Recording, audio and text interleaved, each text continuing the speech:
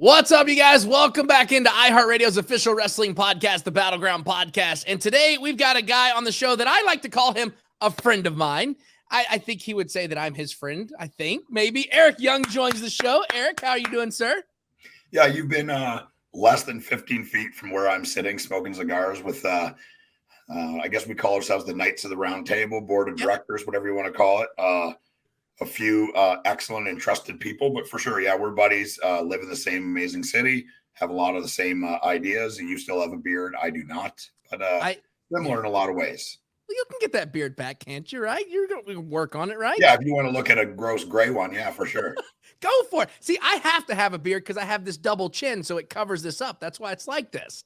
I'll say everyone's like, are you tired or do you miss your beard? The only thing I miss is it's so easy. This is a lot of work.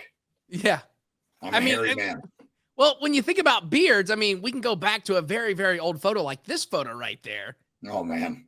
I mean, that's what no beard battle. So, I mean, we could go back to that photo. But I want to talk about it, man. I mean, you made your triumphant return back to Impact Wrestling at Slammiversary. Of course, the internet was buzzing all day long about, we saw Eric Young at the Detroit airport and blah, blah, blah, blah, blah.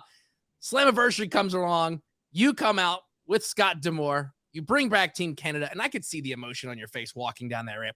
What was that feeling like being back in Impact and being back there in front of that crowd in Canada? Yeah, I mean, beautiful, man. And, I've said this a couple of times today, and I'll say the same story to you is I think if that Slammiversary is in Pennsylvania or New York or Atlanta or some other place, that I don't think I agree to do the Team Canada thing. I tag with Scott, but I certainly don't do a Team Canada thing. I certainly don't wear Team Canada gear. But I'm a believer in fate. I got it tattooed on the inside right part of my arm. And, I was right exactly where I was supposed to be. The Team Canada gear, definitely a one-time only thing. Me and Ross will be putting it up for sale. The jacket, the trunks, and the pads for gear collectors out there. And the proceeds will go to Joe Doring and his care and doing much better. But he's still got a long road ahead of him. And medical bills they're a real mother, Mm-hmm. And it's I will collect none of the money. The 100% of whatever they sell for will go to Joe and his family. Awesome. And that's an amazing thing. And of course, we'll make sure we tweet out a link once everything's set up. Just send that over to us and we'll get it out there. But, there was all this speculation of like, who is Scott's partner going to be? And he did the whole Team Canada thing. And the first thing that popped in a lot of people's minds, of course, was Eric Young. But the second one was Elix Skipper. Yeah. And I was sitting here thinking, and I was texting a buddy of mine joking around. I was like, if it's EY or if it's Elix Skipper, I'm going to lose my mind. If it's not one of them two, I'm going to turn Slammiversary off. Of course, I didn't turn it off. But, I mean, when you step back into that ring in front of everybody, you hear the crowd. You hear everybody cheering. Like, pure emotions walking on your face as you're walking down that ramp. Like, through your mind, what was it like?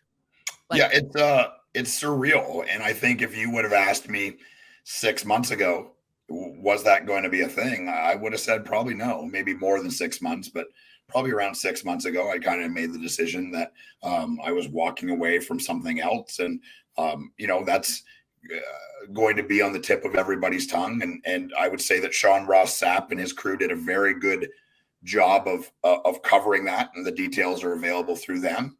And, I'm not allowed to say anything by law. And what I can say is I signed up for one thing and it ended up becoming something else. And personally, professionally, and most importantly to me, morally, I can't take instructions from a person like that. And I found myself walking down that ramp, standing beside one of my best friends for the last 25, 30 years.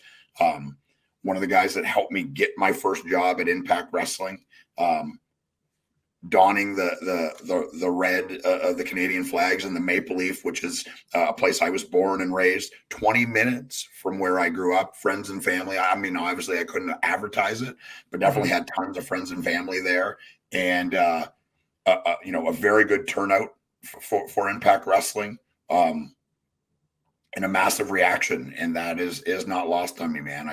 I'm not good with social media and that stuff, as you know, but a couple of the guys that are savvy to it said I was in the wrestling space or whatever you want to call that. I was number 3 worldwide that night. So people didn't forget about me. That's a good thing to know. I know that when we saw you show up, me and Eli were texting and we both popped about it. It was like, oh my God. But you say that the Team Canada thing is a one-off now. So you're back in the Impact Zone. How does this play out? Because when you were last there, I mean, you were killed, right? Was I?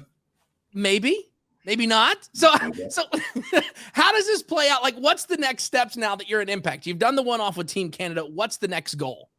Yeah, I mean, right now is like we're kind of working creatively of what that's going to be, and I can tell you, for me, that's the drug, for the wrestling drug, and performing is definitely part of the drug, but the creative process is for me what I've been addicted to from the get-go, and the storytelling side of it, and with Impact, it's like I'm very involved in that, and which I've earned, but it's not like that in other places. And I think I've earned that spot, by deciding a lot of things that turned out very well. And this will be no different. It's another element and another story and another layer to tell. And the direction we're heading is super exciting. And how we get there and how we tell that story, there's tons of ideas. And I was just talking to Eric Thompson's, the head of production. I guess it was 3 days ago now. I was going to say yesterday, but I mean, I don't know. I'm living in the fishbowl. I guess It was 3 days ago we were talking about it, and I kind of pitched him this idea of how we tell part of that story visually. And this is a guy that I am diabolically loyal to, and he's the same to me. We've been very good friends for 15, 20 years, and a guy that, in my opinion, is one of Impact's most unsung heroes.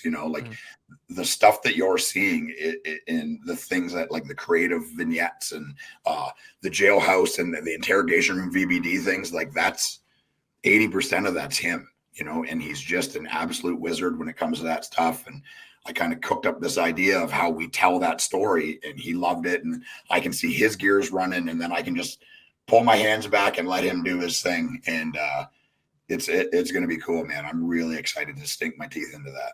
And you talk about those vignettes. When you look at like all the other companies' vignettes, like Impact Wrestling is way above everybody else, because every time I've seen a vignette, I've texted Kenny. I was like, y'all crushed another one. Yep. Another one's been crushed. And the great thing that you see about Impact is everybody that we've talked to, everybody has their creative freedom. Like if you have something, you bring it to the table. Nobody's just going to be like, just we'll figure it out later.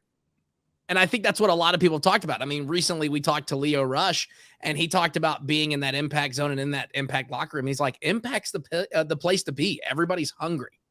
Yeah, I can say, as a person that's done this for a long time, I've got tons of credibility with the wrestling world and wrestling fans, and I can choose where I work. Mm-hmm. That's the truth. I've been fired before. That's the only time I've been fired in my life. That was not the case this time. I chose to leave. And I believe if I want to, I could work at the other place too. I choose Impact. And part of that is that's where a lot of my close friends work. That's part of it. But the bigger part is the collaboration aspect of it, and the locker room, and how tight-knit it is. And I was just talking to Mike Johnson, and I'll say it here too, is after the pay-per-view and Saturday, 95% of the roster was in the same bar after. That doesn't happen anywhere else. I can guarantee it. I'm not saying that as a fluff. I'm saying as I know, and that doesn't go on anywhere else. And you got your groups and your people that you hang out with more, and this, that, and the other, but it's a really interesting locker room. And Scott D'Amore and Anthem and Ed and Len and the people that run the place, Lou and all those people, have created a very, very special place to work. And I think anybody, like you just said, you just had Leo on, this guy's worked for every company. He's worked all over the world. I mean, who would have a clearer vision than somebody like that? Right. It's just the truth. And it will always sound like fluff when it's coming from somebody that works there currently, but ask people that have worked there before, or ask people that are new to the roster. They're going to say the exact same thing. Yeah, for sure. And everybody that we've talked to that is a part of that Impact roster, I mean, when they start talking about Impact, the brand, the roster, the friendships behind stage, it's like you said, it's not fluff. Like you could tell when they're talking about it, like they're genuinely happy, like they genuinely feel good about being in the Impact zone.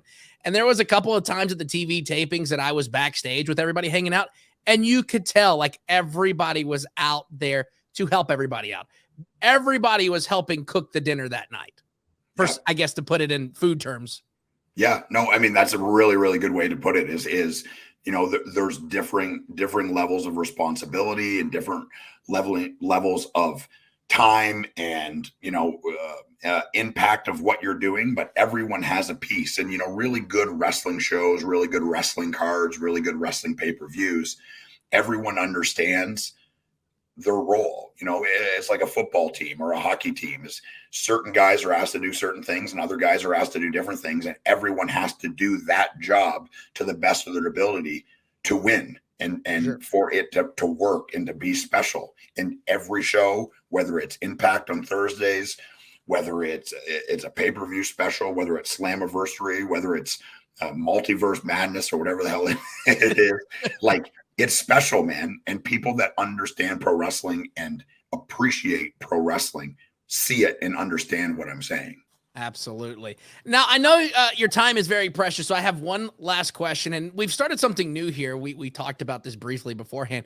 We have now turned to like AI robots, and we asked the robots to ask you one question. Of course, usually the first question is, how did they get into wrestling? But we scratched that out of the questions. But this is the robot question for you. Throughout your illustrious career in Impact Wrestling, you've taken on various personas and played different roles.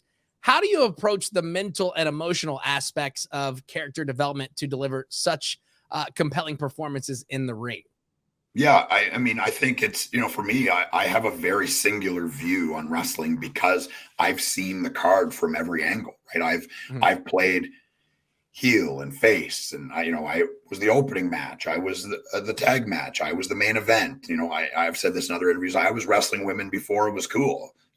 So I've experienced wrestling at so many different angles and so many different avenues. I think I have a very original and singular view of what's being asked of me and knowing how to produce in that spot.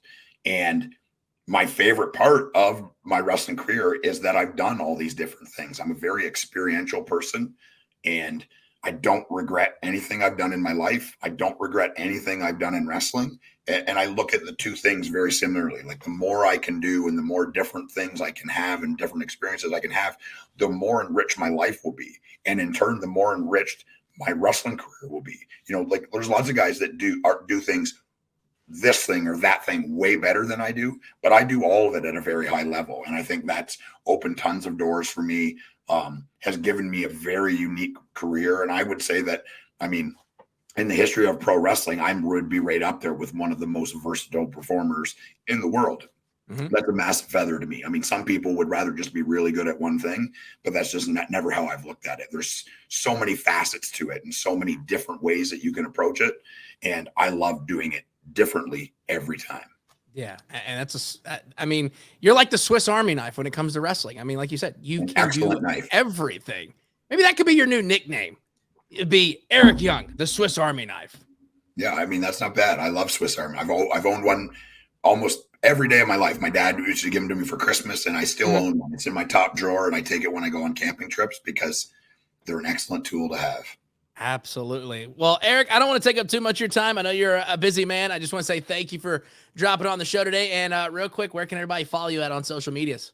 Yeah, it's the Eric Young on Twitter, if you guys are still on that and can stomach that. I'm on the Eric Young IG on Instagram, and that's it. I know TikTok and all this other stuff is popular, and maybe I'll break down and do it at some point, but those are the only two right now.